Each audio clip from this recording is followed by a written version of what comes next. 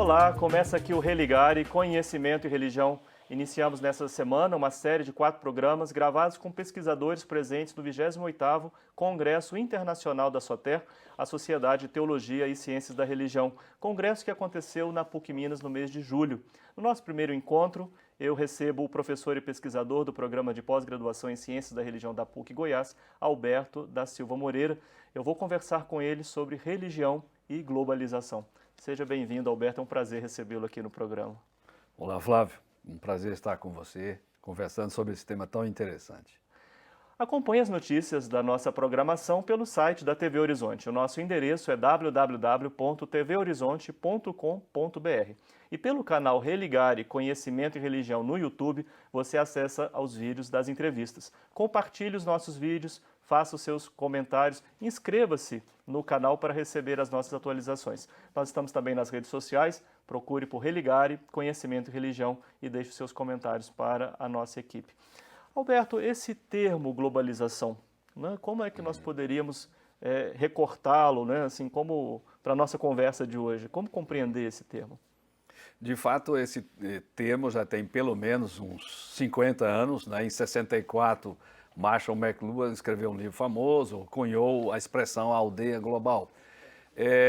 Entre as muitas formas de entender os processos de globalização, a gente poderia dizer que globalização é um conjunto de processos complexos que já tem pelo menos uns 300 anos e que a gente poderia dizer há uma globalização econômica, cultural e política.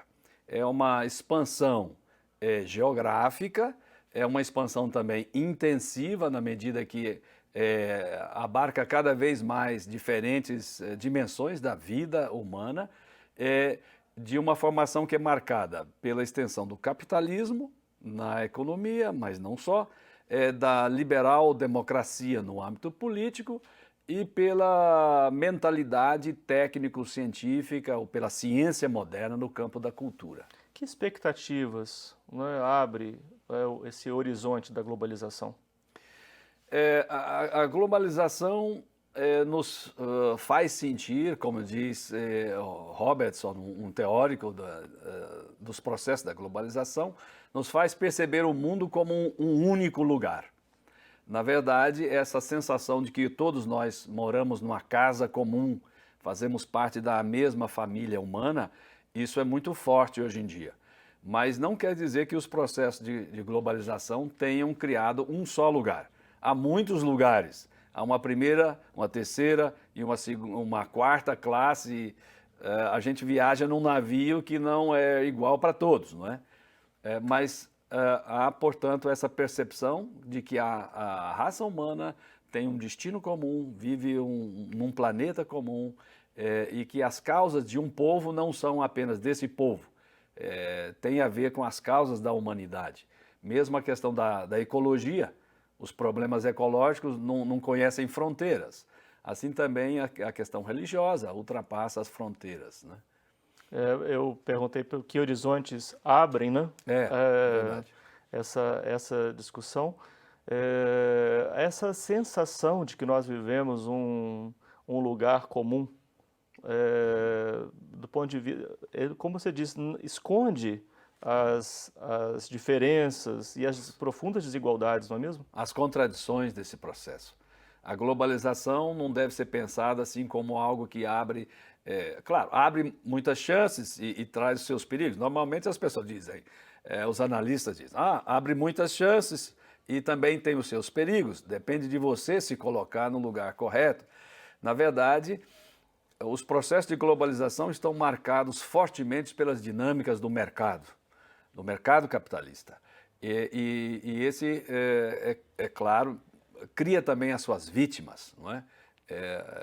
Os processos de globalização não levam só civilização, liberdade e informação. Levam também isso, é claro. Mas levam outras formas de opressão, formas de marginalização. Nós vemos agora, por exemplo, no caso dos migrantes, o imenso sofrimento, a vitimização, por exemplo, das pessoas que, no fundo, querem ser felizes, estão procurando a felicidade, procurando um trabalho num país, ou são expulsos pelas condições climáticas adversas nos seus lugares e são proibidas, coibidas, barradas pelos muros que estão se erguendo. Então, é um mito dizer que a globalização torna o mundo um lugar para todos. Não, há uma construção frenética de muros por toda parte. Desde a fronteira entre o México e os Estados Unidos, agora na Hungria também está se construindo um muro, de fato, um muro de pedra alto, né?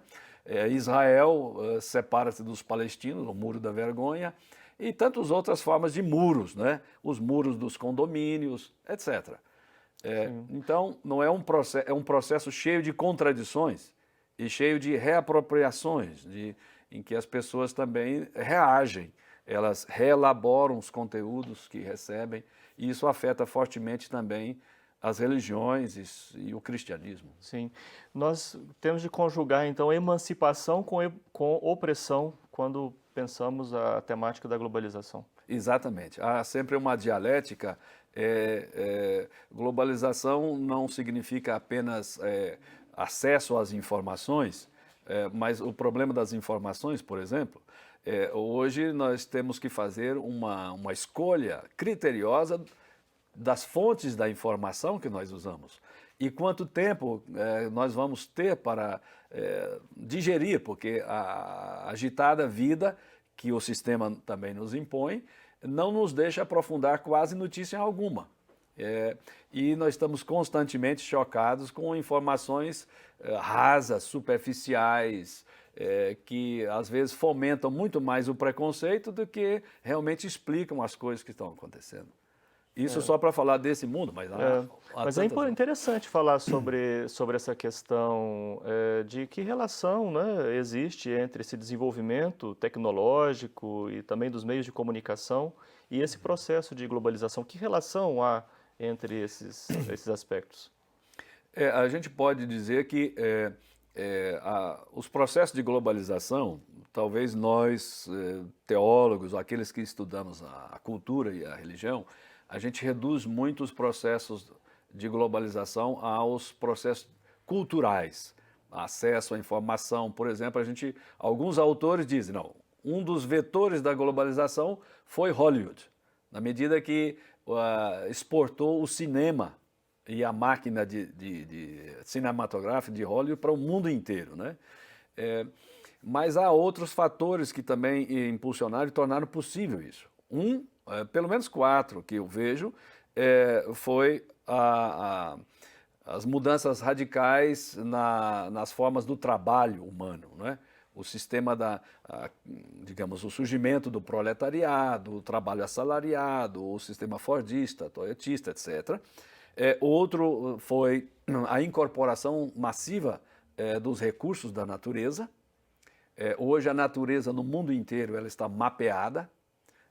Se sabe onde estão os minérios, onde estão, por exemplo, as reservas de água, por exemplo, etc, etc. Outro foi o uso massivo também dos combustíveis fósseis, Sim. que sem o petróleo não teria havido a globalização tal qual nós a conhecemos. E outro também a incorporação da ciência e da tecnologia ao processo produtivo. O que a gente poderia falar, Alberto, assim, das instituições que gerenciam esse processo? Fundo Monetário Internacional, Banco Mundial e por aí vai. Sem dúvida. Os processos de globalização política trouxeram uma grave crise para os estados nacionais, os estados-nação. Até então se confundia o estado com o seu território. Os problemas deviam ser resolvidos dentro daquela territorialidade. Mas só para dar um exemplo, para ilustrar isso, o Uruguai construiu uma fábrica de celulose na beira do Rio da Prata, a poluição, a fumaça passa para o lado argentino. Quer dizer, como regulamentar isso? Os argentinos não têm, com as suas leis, jurisdição sobre o Uruguai, mas os problemas são comuns. Outra forma é que há potentes instituições, como o Fundo Monetário Internacional, o Banco Mundial, as agências, aquelas famosas, que regulam, por exemplo, a nota de credibilidade dos países ou das empresas. Mas essas são as instituições que mais aparecem como agentes ou propulsoras da globalização. Mas, como eu mencionei, tem Hollywood, tem toda a indústria, por exemplo, do entretenimento, tem o futebol, tem as Olimpíadas, tem as universidades, tem o turismo, tem as peregrinações internacionais. No fundo, todos Processo nós... de ranqueamento também entre os países. Né? Isso. E cada um de nós, quando compra uma mercadoria chinesa ou vai digamos, ao mercado central e compra qualquer outro objeto que foi feito fora, ou às vezes foi feito aqui dentro com partes de fora, todos nós nos tornamos agentes e corresponsáveis pelos processos de globalização. Todos nós participamos desse processo. Todos nós participamos, todos nós não podemos dizer que agora são só alguns países que seriam culpados ou algumas instituições. Todos nós, de alguma forma, precisamos assumir também uma cidadania global. E esse desafio é muito forte e está ainda por ser enfrentado. Eu estou conversando com o professor Alberto Moreira, da PUC de Goiás. Nós vamos fazer um breve intervalo e voltamos já.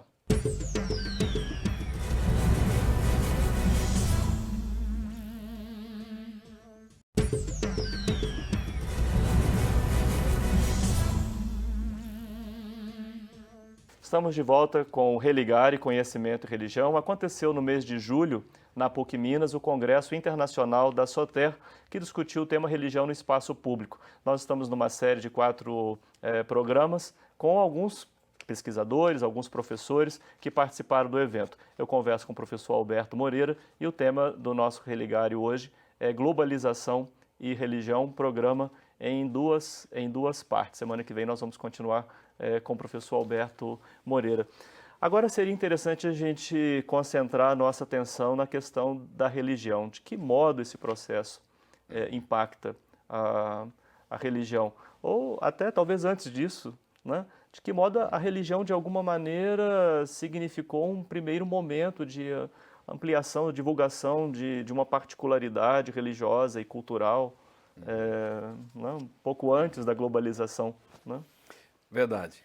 As igrejas, ou as grandes religiões, digamos, o cristianismo, o budismo, o próprio islamismo, já estão há muitos séculos já difundidos por extensões consideráveis do globo. Ou seja, já tem uma experiência, as religiões sofrem os efeitos dos processos de globalização, mas elas também são agentes de globalização. Sabe que eu lembrei nessa pergunta do que disse o professor Enzo Patti na sua conferência? Sim. Né? Aquela ideia do compasso, né? A religião tem um ponto de partida. Uma bússola, né? Como realmente,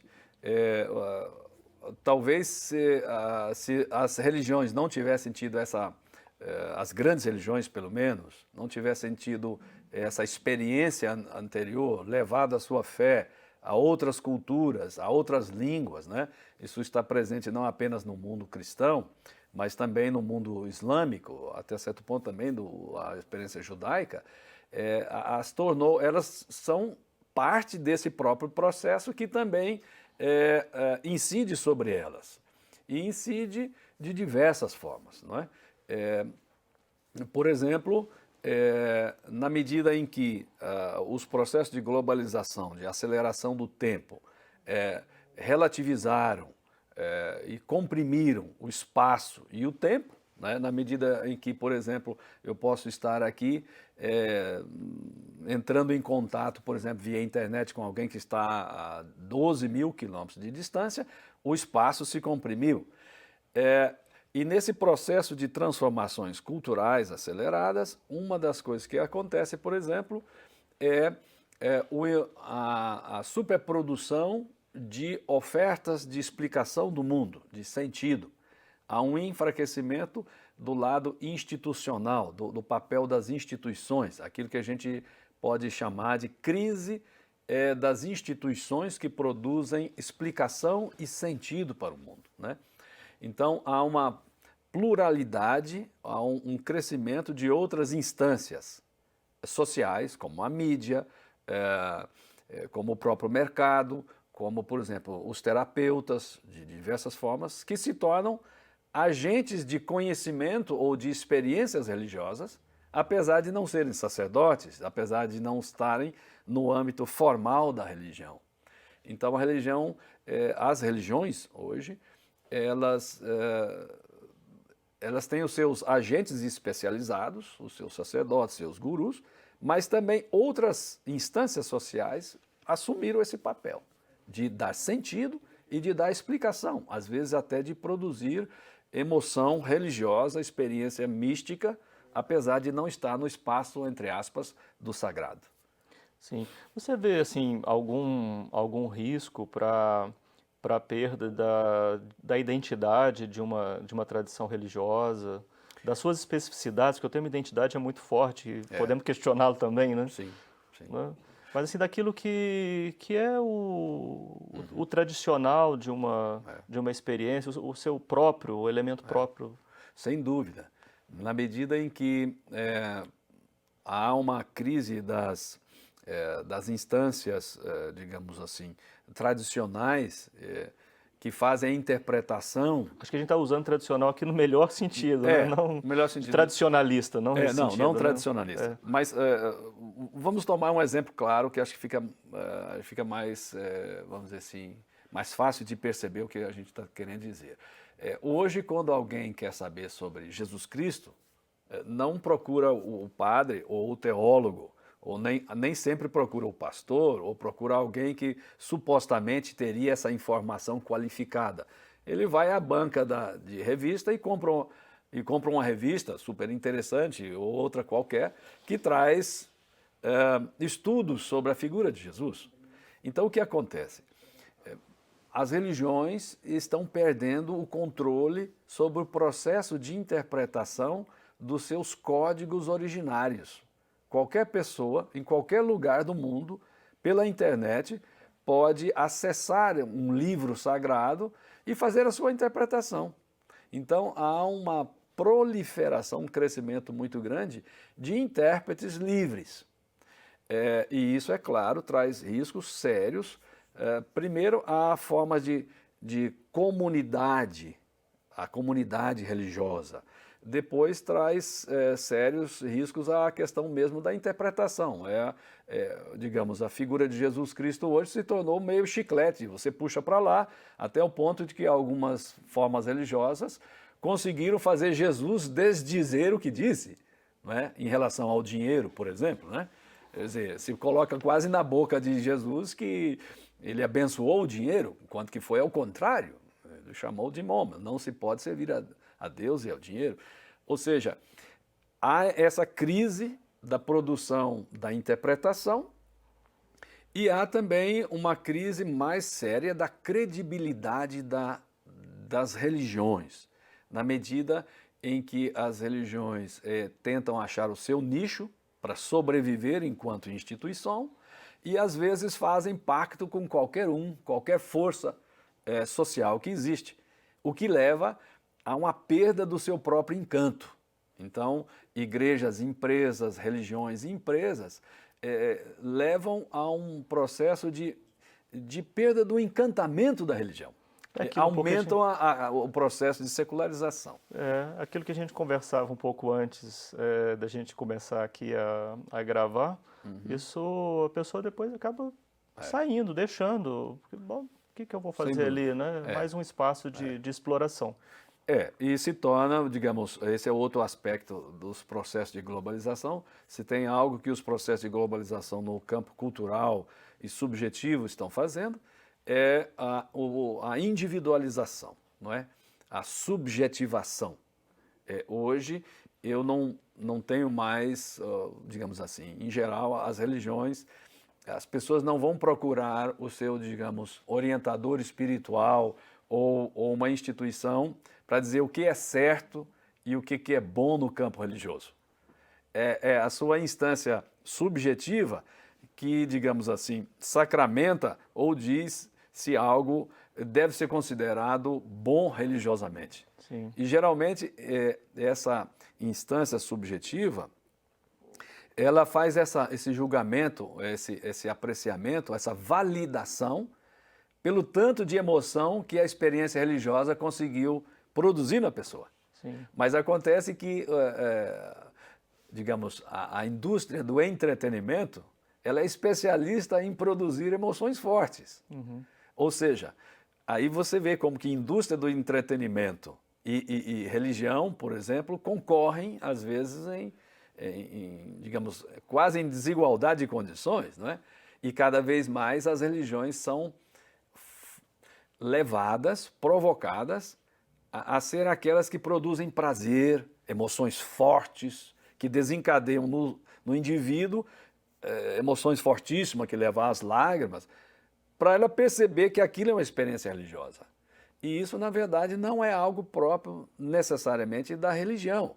É algo que a cultura do prazer e da sensação transformou a religião numa produtora de emoções, que às vezes ficam meramente na superfície. Fica só nisso. Isso impacta a Igreja Católica? Especificamente? Impacta e muito. Uma questão que a gente vai poder, inclusive, aprofundar na segunda parte do nosso programa. Mas seria interessante a gente deixar já alguma palavra sobre isso, né? Eu acho que impacta sim. Impacta no sentido em que as igrejas e a Igreja Católica,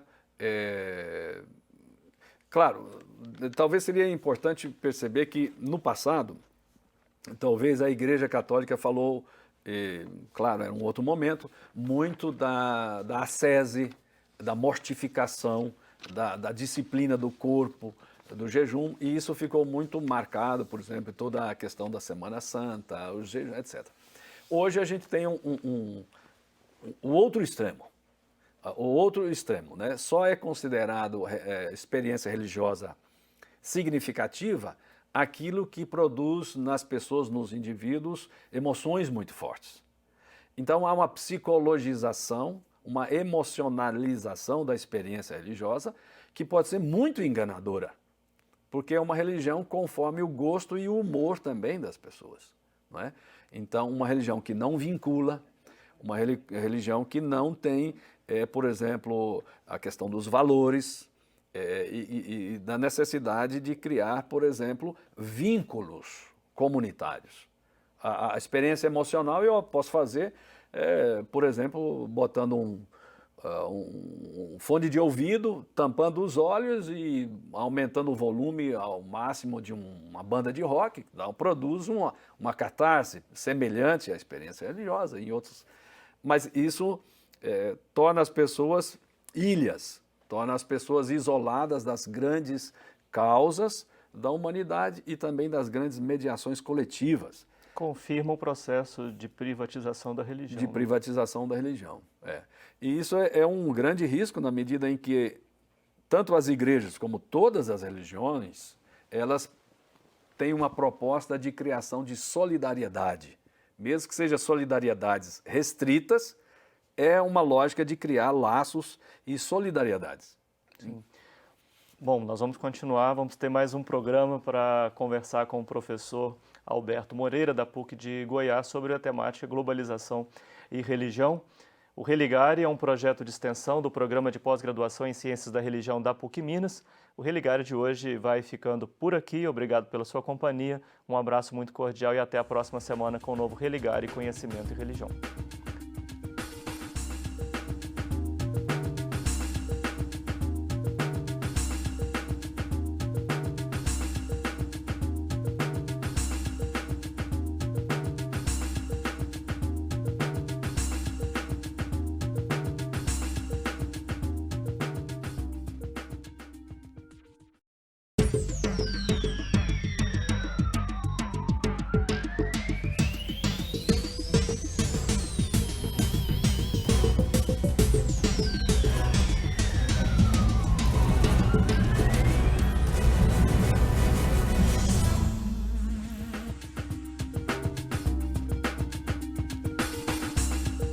Olá, começa o Religare Conhecimento e Religião.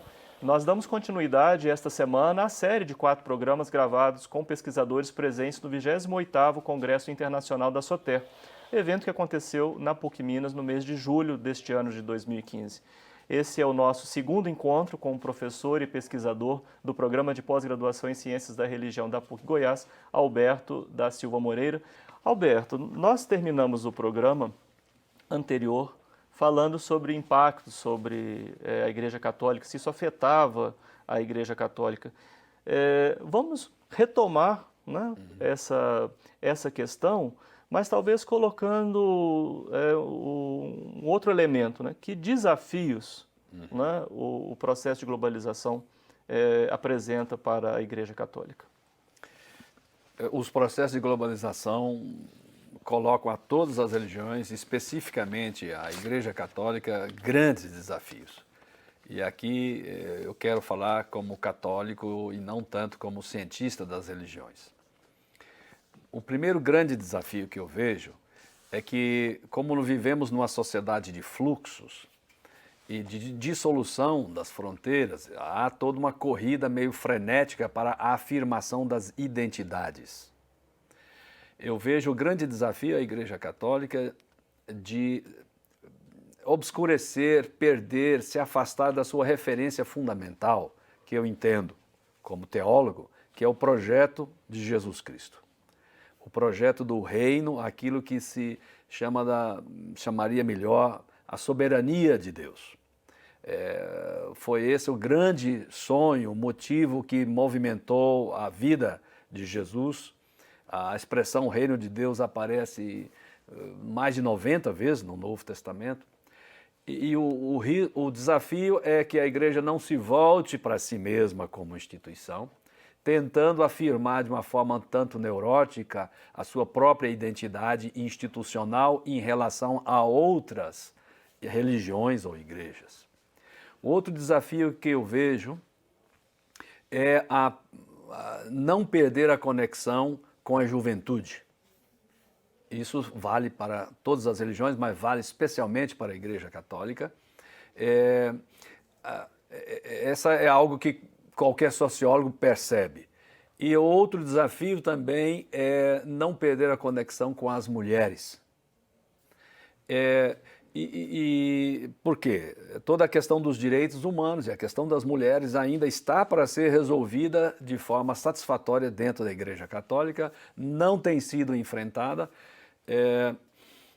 E um outro desafio, que talvez estaria ainda, aqui não estou fazendo uma ordem, o que vem primeiro vem segundo, em termos de importância, esse com certeza é um dos mais importantes, porque tem a ver com esse projeto de Jesus Cristo, que é não perder a conexão com a causa dos pobres e com a causa das vítimas que a globalização, os processos de globalização fazem.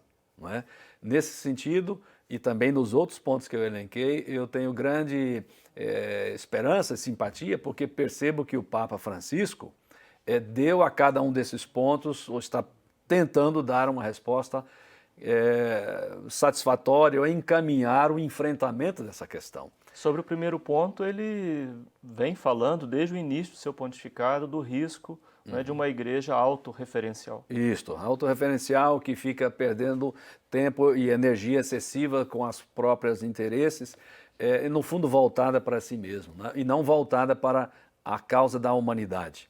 Quer dizer, o sagrado é o ser humano, é a pessoa humana e principalmente aquela pessoa humana que padece sofrimento, as diversas formas de opressão, de marginalização. Sobre o tema da juventude, você falou especialmente a juventude, particularmente a Igreja Católica. É uma igreja envelhecida? Você falou que todo sociólogo saberia entender isso. Os dados mostram uma instituição envelhecida? É particularmente isso que você quer destacar? Eu quero destacar mais, não tanto a idade das pessoas que estão, digamos, a faixa etária. Digo, a presença de jovens na igreja, ela tem diminuído? Ela tem diminuído, ou ela pelo menos tem se deslocado em diversas, porque não há uma uniformidade da presença, digamos, da igreja, não há uma uniformidade de cenários, é a diferença. É claro que hoje o centro do cristianismo católico está no Terceiro Mundo, na América Latina, na África e não mais na Europa, onde há realmente um descenso muito forte. E nesses países, por exemplo, da Europa, os dois grupos que mais deixam a Igreja Católica são justamente as mulheres e os jovens, né? A conectação com os jovens é uma tarefa não fácil, mas a juventude ainda tem, digamos, pode ser considerada a portadora de uma esperança de transformação. Claro que não é um julgamento sobre as outras faixas etárias, mas geralmente a juventude... Mas é o futuro da instituição. Claro, né? e é o futuro também da humanidade no sentido que há aí uma disposição para mudanças e há uma energia, uma vontade. Agora, essa conexão com a juventude também não pode ser a qualquer custo, produzindo uma religião simplesmente light, que satisfaça os prazeres no sentido do aspecto estético da religião. Não é? Uma religião que só seja na forma de curtição estética, sensorial da religião. Então não é uma tarefa fácil. Que lugar ocupa essas jornadas, por exemplo, que reúne tantos jovens? É uma estratégia, mas ela se basta a si mesma? Não, por si só não se basta, não é? Há todo eu venho de uma época em que os colégios católicos, o movimento de juventude era uma forte escola para a juventude brasileira e mundial. A gente pode até criticar, dizer que você está muito ligado só com classe média, que nas comunidades de base a juventude está junto com as crianças e os adultos e tal, isso é verdade, mas há uma perda dessa força pedagógica do movimento da juventude para influenciar positivamente a juventude, que desde a infância hoje, a sua babá, a babá eletrônica é a televisão, são os filmes da Disney, não é? Ou seja, cada vez mais quem educa a juventude não é a igreja nesse sentido positivo. Então, há um descompasso, de fato, e um descompasso um tanto perigoso também para a questão do futuro do cristianismo. Você vê a Igreja Católica atenta à questão das mulheres, o terceiro ponto que você destacou? Alguns setores dentro da igreja estão muito atentos. Alguns estão muito atentos para que nada se transforme nesse... O que implica essa atenção? Olha, eu acho que é um desafio epocal, é um desafio que tem a ver com os direitos humanos. Essa questão da justificação, da não aceitação das mulheres ao sacerdócio por uma teologia muito rasa que diz que Jesus foi homem, foi varão e todos os seus discípulos, não bate com a realidade que nós conhecemos dos estudos bíblicos que mostram uma grande quantidade de mulheres seguidoras, diaconisas e, digamos, as principais responsáveis pelas igrejas domésticas. Então, é uma questão de uma verdade que se tornou patente para toda a humanidade, que o ser humano existe pelo menos em duas, digamos, modalidades, como feminino e masculino. Então, esse desafio da integração das mulheres, que são a maioria na Igreja Católica, não é? Não é apenas de serem aceitas ao sacerdócio, ao episcopado e talvez até ao papado, não é?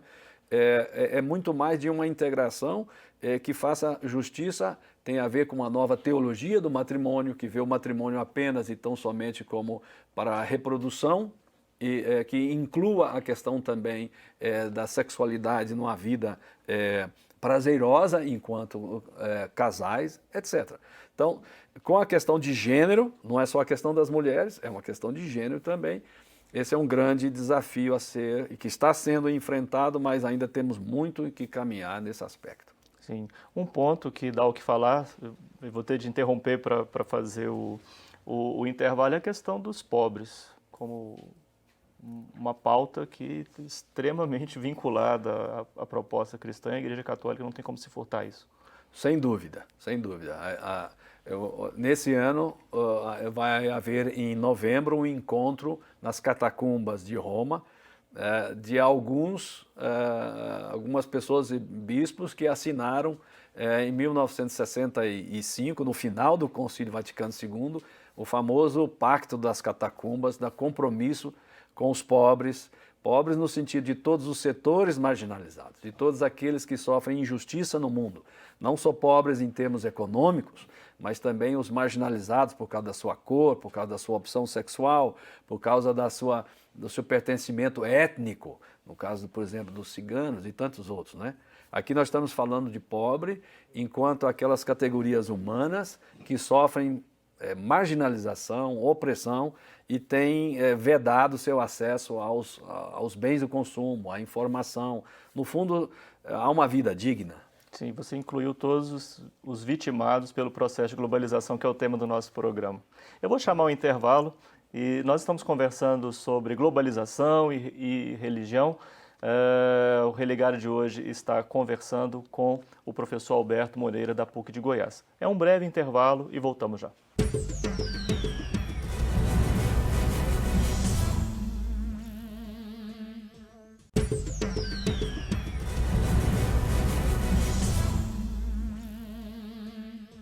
Estamos de volta com o Religário. Nós estamos numa série que reúne alguns dos convidados do Congresso Internacional da Soter, que aconteceu na PUC Minas no mês de julho deste ano de 2015.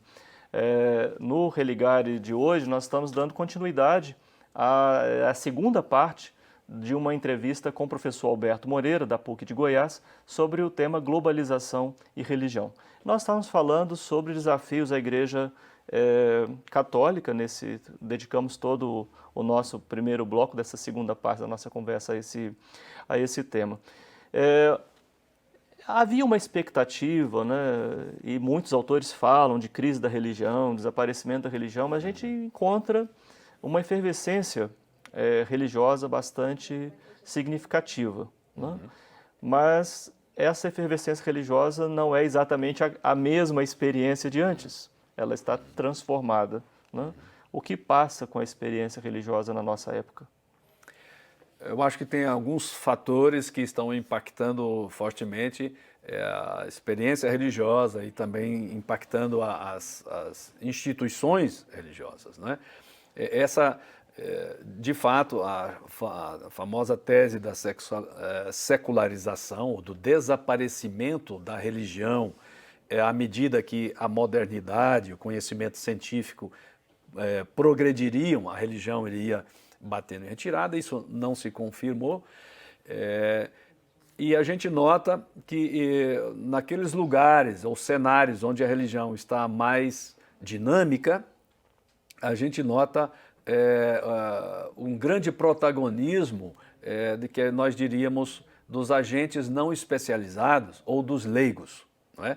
Os leigos hoje, em todas as religiões, no islamismo, no budismo, no próprio cristianismo, no carismatismo católico, são os responsáveis por esse dinamismo, crescimento, às vezes. Há muitos fatores que impactam a religião, alguns deles, por exemplo, como a cultura do consumo. A cultura do consumo é hoje quase uma religião mundial. Não é? Hoje, os shopping centers nos domingos e sábados estão lotados, enquanto nem todas as igrejas ou quase nenhuma delas está cheia, às vezes até só parcialmente cheia. Significa, há uma transformação da cultura do consumo que impacta a forma de vida cotidiana, os valores. Hoje, se a gente fosse perguntar em que consiste uma vida feliz, geralmente as pessoas não procuram um agente religioso, ou um padre, um pastor, para que responda essa pergunta. Quem diz em que consiste uma vida humana feliz é a publicidade, é a cultura do consumo, que diz, se você tiver tal marca de carro, tal marca de bairro, né? Porque o espaço também entrou capitalizado e também recebe, ou seja, as marcas não são apenas nomes, elas carregam uma carga metafísica de atributos. E isso tudo impacta. Então, quase também se criam religiões de grife. Não é? Eu ia perguntar, a cultura do consumo, ela não modifica o modo como o crente experimenta a sua fé? Sem dúvida, sem dúvida. Também não se consome bens religiosos? Claro, pode-se muito bem imaginar uma subjetividade que precisa, digamos, constantemente do consumo de bens, ou de imagens, ou de emoções, de vivências estéticas, sensoriais fortes, que reforcem nesse indivíduo, por exemplo, uma identidade, ou então um sentido de pertencimento. O ser humano não vive sem um sentido de pertencimento. Então a gente tem uma crise das comunidades, das instâncias coletivas, que antes carregavam, por exemplo, representavam a classe, como os sindicatos, como a categoria, e nós vemos o aparecimento de outras formas de comunitarização, que na verdade às vezes reforçam muito mais o egoísmo ou o individualismo do que as causas comuns. Por exemplo, habitantes do mesmo condomínio. Aqueles que fazem, por exemplo, participam da igreja maradoniana, por exemplo, que existe na Argentina, ou aqueles que fazem parte das novas tribos urbanas, ou aqueles que consomem, por exemplo, uma determinada mercadoria. Ou vamos imaginar, por exemplo, formas novas de peregrinação feita pelos donos da Harley Davidson, né, que formam todo ano, etc., de uma marca de motocicleta, ou de uma marca de carro, ou de uma marca de um bem de consumo. Então, leva e fortalece também nas pessoas a percepção que as religiões são sensações que se consomem e não estilos de vida pelos quais você se decide uma vida inteira. Não como uma forma de ser, não como uma forma de organizar a vida e tudo que se tem para viver e existir de determinada forma, mas como sensações gostosas, às vezes até, digamos, de empoderamento, porque a globalização ela traz uma grande opacidade, é tudo muito complicado. Então o mundo precisa ser descomplicado e às vezes as religiões assumem essa tarefa de reduzir a complexidade. Sim, não é? sim. A gente vê isso muito forte, por exemplo, em algumas igrejas que colocam a culpa de todos os males no demônio, ao invés de ajudar o indivíduo, digamos,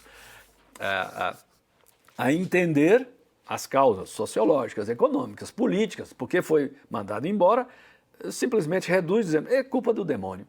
E com isso facilita, reduz a complexidade, isso tem uma função terapêutica de organizar o mundo para a pessoa, mas na verdade não atende de forma duradoura às causas reais do problema. Tem um aspecto desse impacto da globalização sobre as práticas religiosas que eu não gostaria de deixar de conversar com você, que em parte você já comentou também na primeira parte da nossa entrevista. Diz respeito ao acesso das pessoas às mais diversas tradições religiosas pelos meios disponíveis. Sim. Então hoje não é preciso estar no Oriente para ser um budista. Né? Você consome budismo aqui, Sim. pratica budismo aqui e a pessoa pode também mesclar as mais diferentes experiências religiosas. A religião está também se desterritorializando. É difícil até para falar esse termo. Sem dúvida. As grandes religiões, a gente pensava, por exemplo, os muçulmanos estão lá no Oriente, os shintoístas estão no Japão, não é? Os ortodoxos estão na Grécia ou estão no Oriente. Hoje não. Hoje, uma cidade como Belo Horizonte, você vai encontrar todas as formas, praticamente todas as formas de religião que existem possíveis no mundo, desde yoga, nas suas várias escolas. A gente poderia dizer que yoga não é uma religião, mas às vezes funciona como uma religião. Então, o que acontece é que cada indivíduo no mundo tem hoje o acesso facilitado aos livros sagrados, aos ritos, e faz a sua apropriação pessoal daquele patrimônio, digamos assim, religioso. Então, nesse sentido, é uma religião que às vezes é feita como um cardápio, que você monta um pouquinho de espiritualidade, digamos, da meditação transcendental, um pouco. Isso é verdade. E o risco, é claro, é que isso se torne uma religião para consumo, para finalidades apenas estéticas, ou para simplesmente, digamos, ajudar a pessoa a se reencontrar num determinado momento, uma função terapêutica, o que também é bom, mas tira das religiões a possibilidade, às vezes, de mostrar ou ensinar às pessoas que há muito mais Sim. por trás. Toda vez a gente está mencionando esse problema das práticas estéticas, né, ou da transformação da religião com uma experiência estritamente estética. O que está faltando às religiões para o resgate da sua dimensão ética? Falham as religiões? É uma questão da época? Perdemos isso? Não vamos recuperar mais? Como será isso? Eu acho que aqui não se trata apenas de um problema interno, vamos dizer, vamos falar do cristianismo ou das igrejas cristãs, né? A nossa época, ela é marcada por uma cultura que prega a concorrência, não é? Tem a teologia do vencedor. Constantemente a gente está ouvindo a vitória, o vencedor. Quer dizer, o próprio cristianismo foi reduzido a uma ideologia do vencedor. Agora, do ponto de vista histórico e humano, se você olha para a figura de Jesus Cristo, crucificado pelos vencedores, não é? Ele não se conta nesse sentido, é claro, de um ponto de vista da fé, a gente vai falar da ressurreição e tal, mas olhando do ponto de vista cultural é diferente. Agora, há uma transformação da religião e há uma criação de formas que concorrem com a religião. Então, o problema hoje para a pessoa religiosa não é apenas ser devoto, não é apenas ser um bom religioso, é ser um bom ateu. Porque só é bom cristão, no caso, falando agora do ponto de vista teológico, só é bom cristão aquele que é ateu dos falsos deuses. E esses falsos deuses são produzidos constantemente pelo mercado. A fama, o prestígio, a riqueza infinita, etc, etc. Quer dizer, há toda uma produção mercadológica, se quiser, de uma religião que vai contra os códigos fundadores, por exemplo, do cristianismo, que está baseado na solidariedade, que a felicidade consiste em que todos tenham o suficiente para levar uma vida digna, né? A nossa própria religião está sendo educada e transformada para nos esquecer desses valores fundamentais da humanidade. Roberto, eu gostaria de marcar com você um terceiro, um quarto, e a gente continuar conversando muito sobre esse tema. Agradeço muito você ter acolhido o nosso convite, ter participado e partilhado de todo o seu trabalho de pesquisa sobre essa questão da globalização e os impactos sobre a religião. Eu agradeço pelo convite, pela chance e realmente temos aí não apenas um assunto a debater, mas temos aí, sem dúvida, que pensar as nossas... um desafio pela frente. Um desafio comunitário e pessoal, individual, né, a ser enfrentado. Um abraço aos colegas da PUC Goiás. Obrigado.